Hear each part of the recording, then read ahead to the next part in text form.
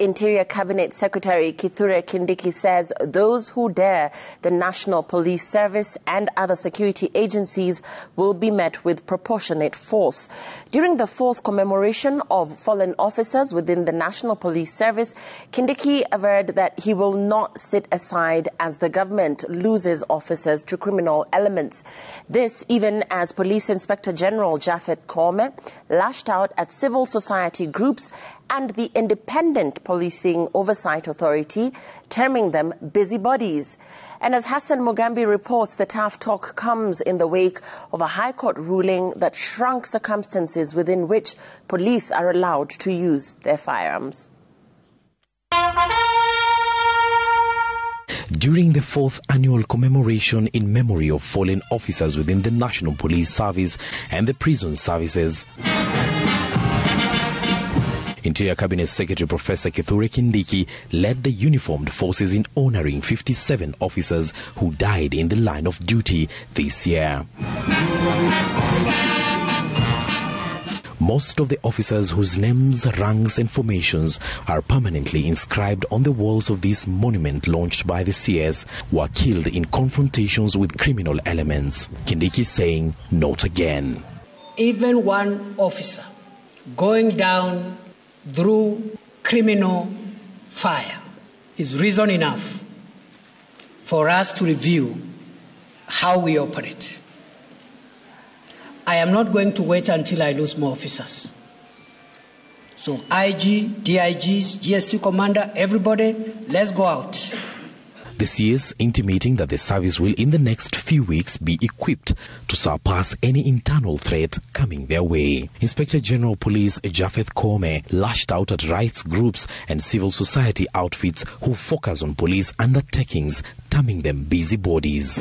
Musitishwe na busybodies. Kuna busybodies kadhaa ni kusema shika polisi, shika polisi. Leo tunalia hapa, siwaoni wako wapi?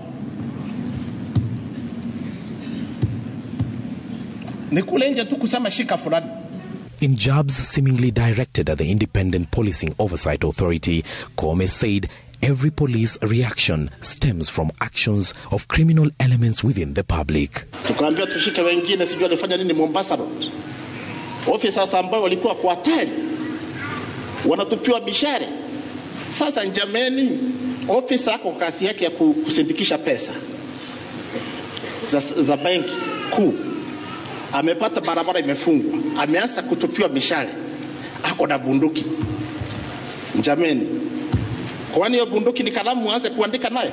Even as the leaders vowed to protect officers who use firearms within the confines of the law and punish those who break the law, the High Court shrunk circumstances under which officers can use their guns against assailants. In a case filed by Katiba Institute and AFRICOG challenging the amendments to the National Police Service Act, the court ruled that officers are only justified to use their guns in self-defense and to prevent imminent threat to life. Kindiki also directed his PSS and the IG to constitute a committee that will see the rollout of a benevolent fund within the National Police Service to cushion families of fallen officers. To submit a report on how and on what framework we can establish a benevolent fund for the purpose for which I have stated.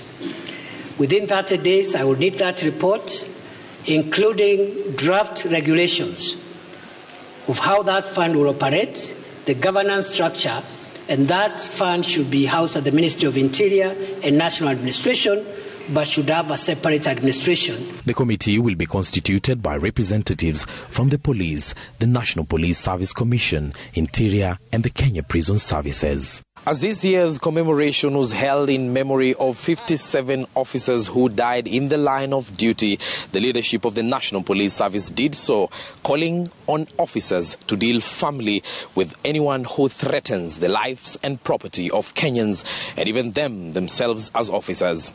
Hassan Mugambi, Citizen TV.